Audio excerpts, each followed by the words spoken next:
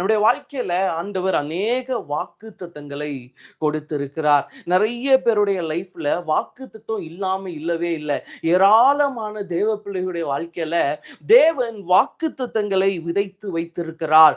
எப்போ ஒரு தேவ பிள்ளைய அழைக்கிறாரோ அப்பவே அவர் வாக்குத்தத்தங்களை கொடுத்துறாரு.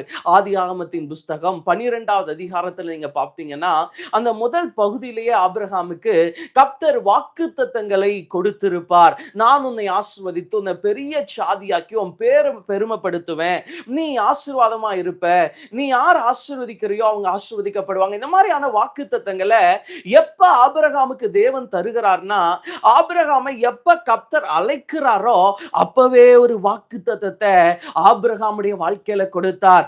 தேவ பிள்ளைகளே, அதே போல நம்முடைய வாழ்க்கையிலும் கூட எப்பெல்லாம் நம்ம தேவனை நோக்கி ஒரு உறவை துவங்குறோமோ, எப்ப கர்த்தரோடு இருக்கிற ஒரு ஐக்கியம் நம்முடைய வாழ்க்கையில துவங்குகிறதோ அப்பெல்லாம் நம்முடைய வாழ்க்கையில தேவன் வாக்குத்தத்தங்களை தருகிற தேவனா இருக்கிறார். ஆபிரகாமுக்கு மட்டும்தான் கொடுத்தாரான்னு பார்த்தீங்கன்னா, நீங்க அதுக்கப்புறம் கொஞ்சம் வந்தீங்கன்னா யாக்கோபுடைய லைஃப்ல பாருங்க. யாக்கோபு எப்ப அப்பா அம்மா வீட்டை விட்டு தனியா வெளியே போறாரோ, எப்ப ஆண்டவரை தனியா சந்திக்கிறாரோ அப்பவே ஆண்டவர் யாக்கோபுக்கு வாக்குத்தத்தங்களை கொடுக்க ஆரம்பிச்சார். ஆதியாகமத்தின் புஸ்தகம் 28வது அதிகாரம் 15வது வசனம் சொல்லும், நான் உனக்கு சொன்னதை செய்யும் அளவும் உன்னை கைவிடுவதில்லை. அப்போ எப்பெல்லாம் ஒரு தனிப்பட்ட உறவு தேவனோடு துவங்குகிறதோ, எப்பெல்லாம் தேவனோடு கூட ஒரு தனிப்பட்ட ஐக்கியம் ஒரு தேவ பிள்ளைக்கு ஒரு மனிதனுக்கு துவங்குதோ அப்ப தேவன் அந்த மனுஷனுக்கு என்ன தராருன்னா ஒரு பெரிய வாக்குத்தத்தத்தை தருகிறார். எல்லாருடைய வாழ்க்கையிலையும் தேவன் வாக்குத்தத்தத்தை கொடுக்கிறார். அந்த வாக்குத்தத்தத்தை நிறைவேற்ற வேண்டும் என்றும் விரும்புகிறார். ஆண்டவர் ஏதோ வாக்குத்தத்தத்தை கொடுத்துட்டு நிறைவேறினா ஆகட்டும், நிறைவேறனா போகட்டும் அப்படின்னு நினைக்கிறது இல்ல. தேவன் ஒவ்வொருத்தருக்கும் வார்த்தையை கொடுக்கும் போது என்னதான் நினைக்கிறாருன்னா, வாக்குத்தத்தங்கள் நிறைவேறணும், இவங்க வாழ்க்கையில நடக்கணும். அப்படிதான் கர்த்தர் ஒவ்வொருத்தருக்கும் வாக்குத்தத்தம் கொடுக்கிறார். ஆண்டவர் காரண காரியம் இல்லாம யாருக்கும் வாக்குத்தத்தம் கொடுக்கிறது இல்ல.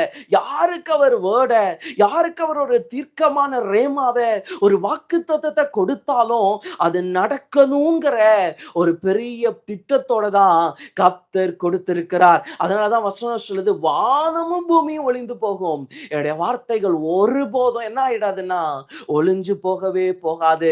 இந்த ராத்திரி வேளையில தேவன் நமக்கு வாக்குத்தத்தங்களை கொடுத்திருக்கிறார். முதலாவது நம்ம ஒண்ணு கவனிக்க போறோம். இந்த வாக்குத்தத்தங்கள் நிறைவேற நம்ம ஒரு 5 விதமான ஜெபங்களை ஆண்டவருடைய சமூகத்துல கண்டிப்பா ஏறெடுக்கணும். ஒரு தேவ பிள்ளைக்கு தன்னுடைய வாழ்க்கையில இருக்கிற வாக்குத்தத்தம் நிறைவேறணும்னா கண்டிப்பா இந்த ஒரு 5 ஜெபத்தை ஏறெடுக்கும் போது அது அந்த வாக்குத்தத்தத்தை நிறைவேற்றுவதற்குரிய ஒரு பெரிய பலமா நிற்கும். நம்ம வாக்குத்தத்தம் நிறைவேற ஒரு 5 குறிப்பிட்ட ஜெபங்களை நம்ம கண்டிப்பா ஏறெடுக்கணும். முதலாவது நம்ம என்ன ஜெபத்தை ஏறெடுக்கணும்னா, பக்தன் சொல்லுகிறார், நீர் நம்ப பண்ணின உம்முடைய வார்த்தைகளை எனக்காக நினைத்தருளும். அப்போ ஃபர்ஸ்ட் நம்ம என்ன கேட்கணும்னா, வாக்குத்தத்தத்துக்கு நிறைவேறணும்னா, ஆண்டவரே நீங்க என்ன ஒரு வார்த்தையை நம்ப பண்ணீங்களா ஆண்டவரே, நீங்க ஒரு வார்த்தை எனக்கு கொடுத்தீங்களா ஆண்டவரே, நீங்க ஒரு வார்த்தை எனக்குள்ள கிரியை செய்ய வச்சீங்களா ஆண்டவரே, அந்த வார்த்தையை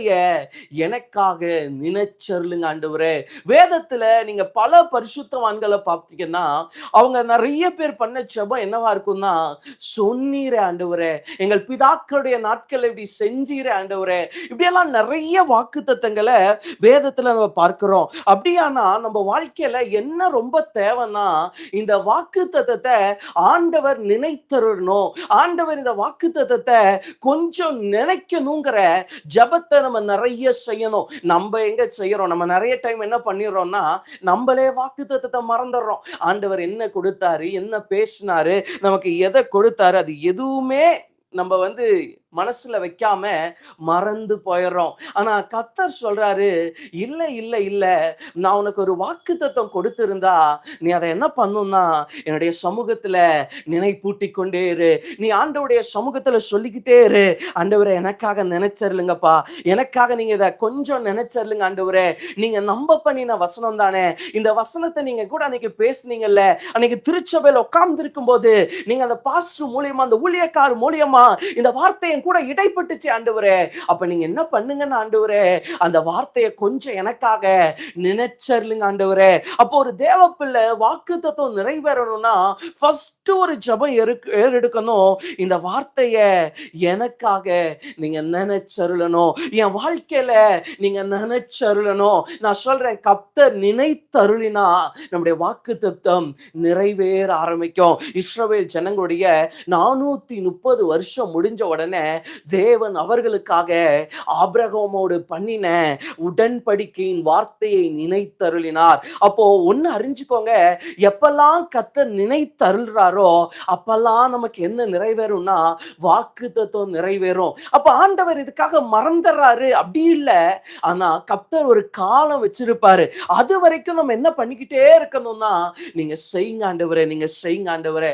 ஒரு குழந்தைக்கு ஒரு சாக்லேட் வாங்கி தரோம்னு ஒரு வாக்கு கொடுத்தா கூட அந்த குழந்தை மறந்து போகவே போகாது, கேட்டுக்கிட்டே இருக்கும். ஒருவேளை அந்த குழந்தை தூங்குனா கூட தூக்கத்தை முடிச்சு எந்திரிக்கும் போது, நீங்க எனக்கு இது வாங்கி தரீங்கன்னு சொன்னீங்க தானே, இதை நீங்க எனக்கு கொடுக்குறீங்கன்னு சொன்னீங்க தானே அப்படின்னு அந்த குழந்தை திரும்ப திரும்ப திரும்ப கேட்டுக்கிட்டே இருக்கும். அதே போல நாமும் கூட தேவனுடைய சமூகத்துல, அப்பா நீங்க எனக்கு இந்த வார்த்தையை கொடுத்தீங்க தானேப்பா, அப்பா நீங்க என் கூட இதை பேசுனீங்க தானேப்பா, அப்பா நீங்க எனக்காக இதை செய்வேன்னு சொன்னீங்க தானேப்பா, நீங்க செய்யணும் ஆண்டவரேன்னு சொல்லி திரும்ப திரும்ப திரும்ப திரும்ப தேவ சமூகத்துல நினைப்பூட்டுதலின் ஜெபத்தை நாம் செய்து கொண்டே இருக்க வேண்டும். நம்ம வாழ்க்கையில வாக்குத்தத்தம் நிறைவேறணும்னா ஏதோ ஆண்டவர் சொன்னாரு ஒரே நிமிஷத்துல ஒரே நாள்ல நிறைவேறணும் அப்படி எதிர்பார்க்க கூடாது.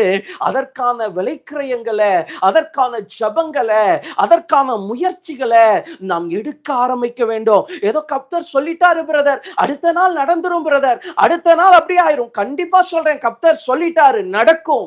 ஆனா அதுக்காக நான் ஜெபிக்காம போகணும், அதுக்காக நான் அந்த வேதத்தின் அடிப்படையில நான் அந்த வார்த்தையை பிடிச்சு நான் ஜெபிக்காம கடந்து போகணும்னு எங்கேயுமே இல்ல. சோ ஒரு தேவ பிள்ளை கண்டிப்பா ஒரு வாக்குத்தத்தத்தை நீங்க பெற்றுட்டீங்கன்னா, நான் சொல்றேன் அது நிறைவேற வரைக்கும் நீங்க ஒரு ஜெபத்தை முதல்ல பண்ணணும். எனக்காக இதை நினைச்சருளுங்கப்பா, எனக்காக இதை நினைச்சருளுங்கப்பா. சோ நம்பர் 1, முதலாவது தேவன் நம்முடைய வாழ்க்கையில கொடுத்திருக்கிற வாக்குத்தத்தங்களை நினைத்தருளும்படி நாம் ஜெபித்துக் கொண்டே இருக்க வேண்டும். இரண்டாவது நம்ம இன்னொரு ஜெபம் பண்ணணும். இந்த வாக்குத்தத்தம் நிறைவேறணும்னா நம்முடைய இரண்டாவது ஜெபம் என்னவா இருக்கணும்னா, என்னை ஆயத்தப்படுத்தும் ஆண்டவரே, என்னை ப்ரிப்பேர் பண்ணுங்க ஆண்டவரே. நீங்க வேதத்துல பார்த்தீங்கன்னா வாக்குத்தத்தம் வந்த உடனே அடுத்த நாள் அப்படியே கூப்பிட்டு கிரீடம் கொடுத்து பதவியை கொடுத்து இல்ல கர்த்தர் சொன்ன காரியம் அப்படியே நிறைவேறாது.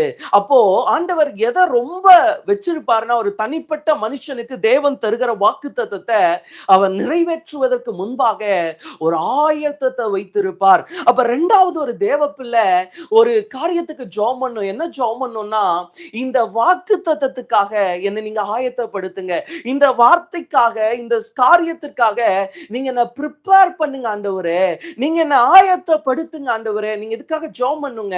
கண்டிப்பா சொல்றேன், நீங்க ஆயத்தமாகாம வாக்குத்தத்தம் நிறைவேறாது. யோசேப்புடைய வாழ்க்கையில 17 வயதுல வாக்குத்தத்தம் வருகிறது. ஆனா 30 வயசுல தான் நிறைவேறுது.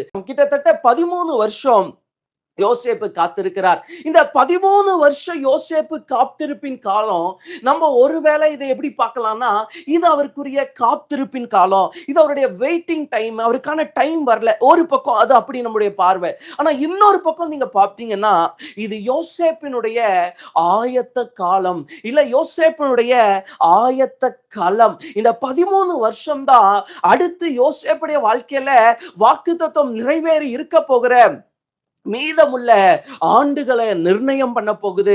அப்போ நம்முடைய வாழ்க்கையில கர்த்தர் வாக்குத்தத்தத்தை கொடுத்துட்டாருன்னா, நம்ம கண்டிப்பா எதுக்கு ஜெபம் பண்ணணும்னா, இந்த வார்த்தைக்காக நீங்க என்ன கொஞ்சம் ப்ரிப்பேர் பண்ணுங்க ஆண்டவரே, என்னை நீங்க ஆயத்தப்படுத்துங்க ஆண்டவரே. நீங்க ஒண்ணும் இல்ல, நீங்க ஒரு கவர்மெண்ட் எக்ஸாம் எழுதி ஒரு வேலைக்கு நீங்க போகணும்னா கூட ஒரு 2 வருஷம் மினிமம் உங்களுக்கு என்ன கொடுப்பாங்கன்னா ட்ரைனிங் கொடுப்பாங்க.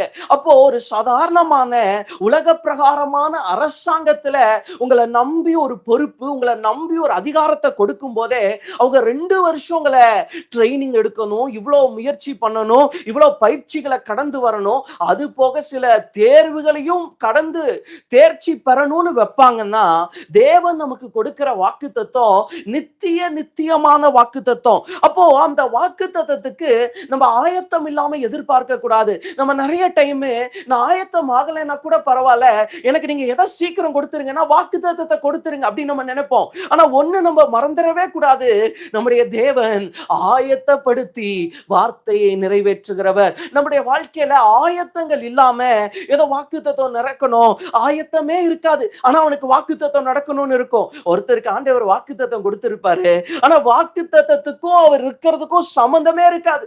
அவர் பார்த்தீங்கன்னா எந்த விதமான ஜெபமும் இருக்காது, ஆயத்தமும் இருக்காது. ஆனா அவர் என்ன எதிர்பார்ப்பார்னா, எனக்கு இந்த வாக்குத்தத்தம் நிறைவேறணும், எனக்கு நடக்கணும், எனக்கு ஆகணும். எப்படி ஆகும்? ஒன்னும் ஆகாது. நான் சொல்றேன், தேவன் ஒரு வாக்குத்தத்தத்தை கொடுத்தா, இரண்டாவது தேவன் யாரா இருக்கிறார்னா நம்மை ஆயத்தப்படுத்துகிறவரா இருக்கிறார். நாம் எதற்கு ஜெபிக்கணும்னா, நீங்க என்ன கண்டிப்பா நீங்க என்ன ப்ரிப்பேர் பண்ணணும் ஆண்டவரே, நீங்க என்ன ஆயத்தப்படுத்தணும் ஆண்டவரே. நான் ஆயத்தம் இல்லாம ஒரு வாக்குத்தத்தத்தை நான் சுதந்திரிப்பேன்னா அது எனக்கு ஆசீர்வாதமா இருக்காது. துரிதமா கிடைத்த சுதந்திரம் முடிவிலே ஆசீர்வாதம் பெறாது, அங்கீகாரம் பெறாது. நான் சொல்றேன் தேவ பிள்ளைகளே, நம்முடைய வாழ்க்கையில கர்த்தர் வாக்குத்தத்தம் கொடுக்கிறாருன்னா கண்டிப்பா அதற்கான ஆயத்த காலத்தை, அதற்கான ஆயத்த களத்தை நம்ம கடந்து போயிடவே கூடாது. அந்த ப்ரிப்பரேஷன் ரொம்ப ரொம்ப ரொம்ப முக்கியம். அந்த ப்ரிப்பரேஷன் தெரிஞ்சா மட்டும்தான் நம்மளால நாளைக்கு எந்த விதமான பிரச்சனை, எந்த விதமான போராட்டம் அந்த வாக்குத்தத்த காரியத்துல வந்தாலும் மேற்கொள்ள முடியும். அப்பதான் அதை ஜெயித்து வர முடியும், அப்பதான் அதை கடந்து வர முடியும். நம்முடைய வாழ்க்கையில அந்த ப்ரிப்பரேஷன் இல்லாம ஒரு விஷயத்தை செஞ்சிடவே முடியாது. ஆயத்தம் இல்லாம எல்லாமே எனக்கு நடக்கணும்னு நான் நினைச்சேன்னா அதை விட ஒரு பெரிய அபத்தம் இல்லவே இல்லை. சோ ரெண்டாவது ஒரு வாக்குத்தத்தம் நிறைவேற நான் கண்டிப்பா ஒரு ஜெபம் பண்ணணும். அது என்ன ஜெபம்னா, என்ன நீங்க ஆயத்தப்படுத்தணும் ஆண்டவரே, என்ன நீங்க ஆயத்தப்படுத்தணும் ஆண்டவரே. நம்பர் 1, முதலாவது நினைத்தருளும் ஆண்டவரே, இரண்டாவது ஆயத்தப்படுத்தும் ஆண்டவரே, மூணாவது இன்னொரு ஜெபம் பண்ணணும். அது என்ன ஜெபம்னா, என்னை அபிஷேகியும் ஆண்டவரே.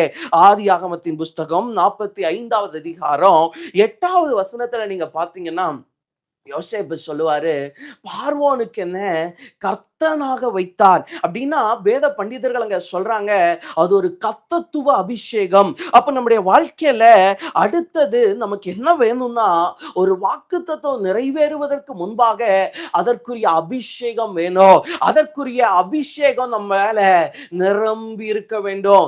நீங்க அப்போஸ்தலரின் புஸ்தகம் 10வது அதிகாரம் 38வது வசனத்தை பார்த்தீங்கன்னா அங்கே எழுதியிருக்கும், நசரேயனாகிய இயேசுவை தேவன் பரிசுத்த ஆவியினாலும் வல்லமையினாலும் அபிஷேகம் பண்ணினார். அப்போ அபிஷேகம்ங்கிறது ஒரு வாக்குத்தத்த நிறைவேறுதலுக்கு ரொம்ப ரொம்ப ரொம்ப முக்கியம். இயேசு இந்த பூமிக்கு வரும்போது தம் மேல ஒரு பெரிய வாக்குத்தத்தத்தோடு வந்தார். என்னங்க வாக்குத்தத்தம்? 33 வருஷத்துல சிலுவையில தொங்கி தம்மையே ஒப்பு கொடுக்கிறது. இது இயேசு அப்படிப்பட்ட ஒரு வாக்குத்தத்தத்தோடு கூட தான், ஒரு வாக்குத்தத்த திட்டத்தோடு கூட தான் இந்த பூமிக்கு இறங்கி வந்தார். அப்போ இயேசுவானவர் மேல அந்த வாக்குத்தத்தம் நிறைவேறதுக்கு முன்னாடி என்ன இருந்துச்சுன்னா ஒரு அபிஷேகம் இருந்துச்சு. இந்த பூமியில அவர் ஊழியம் செஞ்ச போது இந்த 33 வருஷமும் இயேசு எதுல நிரம்பி இருந்தாருன்னா அபிஷேகத்துல நிரம்பி இருந்தாரு. தேவ பிள்ளைகளே, உங்க வாழ்க்கையில வாக்குத்தத்தம் நிறைவேறணும்னா அபிஷேகம் ரொம்ப ரொம்ப ரொம்ப முக்கியம். அபிஷேகம் இல்லாம வாக்குத்தத்தம் நிறைவேறணும்னு நம்ம நினைச்சோம்னா அது ரொம்ப ரொம்ப அபத்தமானது. சோ மூணாவது நம்ம ஒரு ஜெபம் பண்ணணும், என்னை அபிஷேகியும் ஆண்டவரே.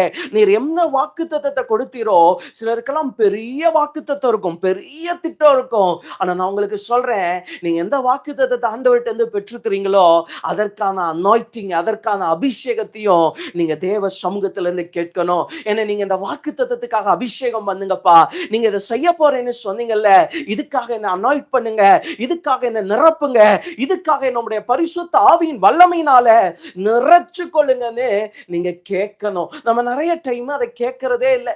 ஆண்டவர் நம்மளை அபிஷேகம் பண்ணினா என்ன, அபிஷேகம் பண்ணலைன்னா என்ன, நான் எப்படியோ வாழ்ந்து கொண்டு போய்க்கிறேன். கர்த்தர் வாக்கு தத்தத்தை நிறைவேற்றணும்னா நம்முடைய வாழ்க்கையில அந்த வாக்கு தத்தத்துக்குரிய அபிஷேகம் தேவை.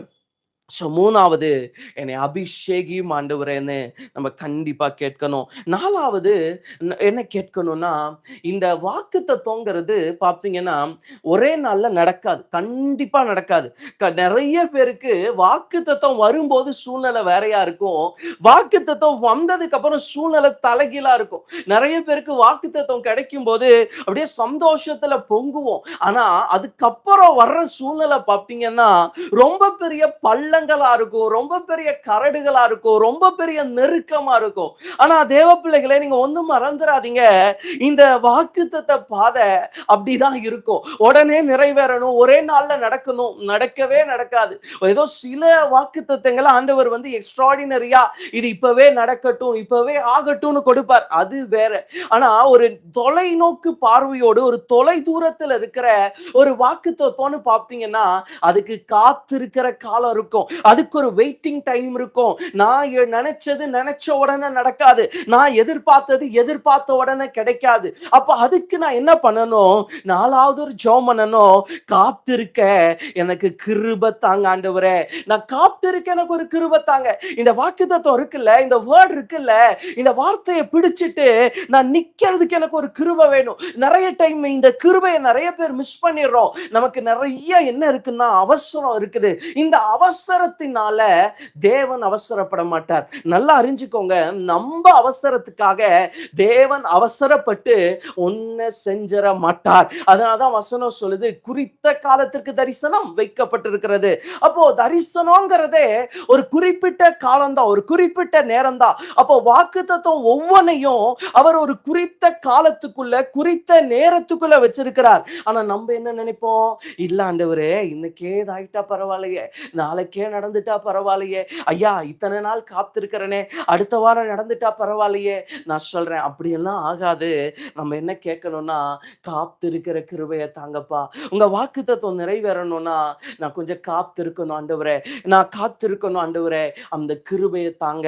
நான் சொல்றேன், அந்த வெயிட்டிங் டைம் தான் நம்முடைய வாக்குத்தத்தத்துடைய தரத்தை உயர்த்திக்கிட்டே இருக்கும். நம்ம ஆண்டவர்கிட்ட கேட்கிறோம்ல, ஆண்டவர்கிட்ட இருந்து பெறோம்ல, அந்த வாக்குத்தத்தத்துடைய குவாலிட்டியை, அந்த காத்திருக்கிற காரம் பெருக்கிக்கிட்டே இருக்குங்க. நீங்க காத்திருக்கிறத நினைச்சு சோர்ந்து போக வேண்டாம், நீங்க காத்திருக்கிறத நினைச்சு கலங்கவும் வேண்டாம். ஒண்ணு கேளுங்க, ஆண்டவரே நீங்க வார்த்தையை கொடுத்துட்டீங்க, நீங்க நிறைவேற்றுவீங்கன்னு எனக்கு தெரியும்பா. ஒரு நாள் இதை நீங்க கண்டிப்பா செய்வீங்க, இதை நீங்க செய்யாம போக மாட்டீங்க. ஆனா அதை காத்திருக்கிற ஒரு வெயிட்டிங் பீரியட்ல காத்திருக்கிற ஒரு கிருபையை மட்டும் எனக்கு கொடுத்துருங்க ஆண்டவரே. நீங்க கேளுங்க தேவ பிள்ளைகளே, நீங்க நினைக்கிற மாதிரி ஒரே நாள்ல ஒரே நைட்ல ஆண்டவரால செய்ய முடியாதுன்னு நினைக்கிறீங்களா?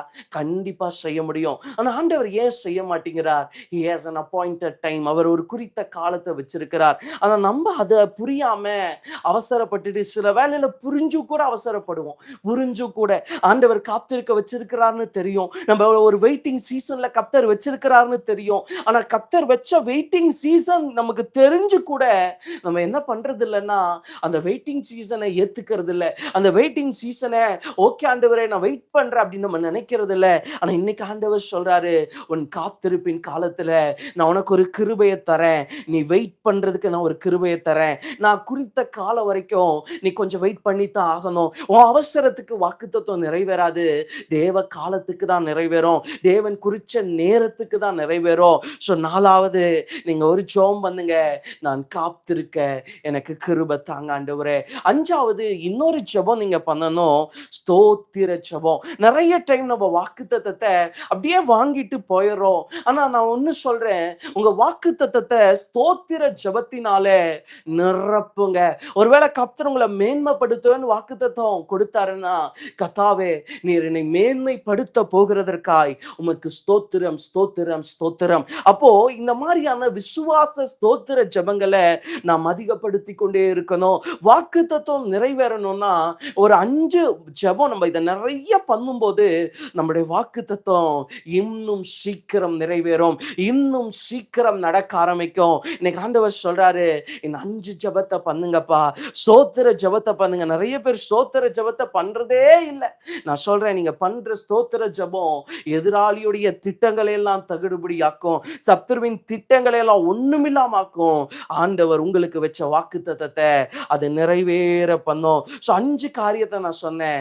நினைத்தருளும் ஆண்டவரே, 2வது என்னை ஆயத்தப்படுத்தும் ஆண்டவரே, 3வது என்னை அபிஷேகியும் ஆண்டவரே, 4வது காத்திருக்க எனக்கு கிருபை தாரும் ஆண்டவரே, 5வது நான் உம்மை ஸ்தோத்தரிக்கிறேன் ஆண்டவரே.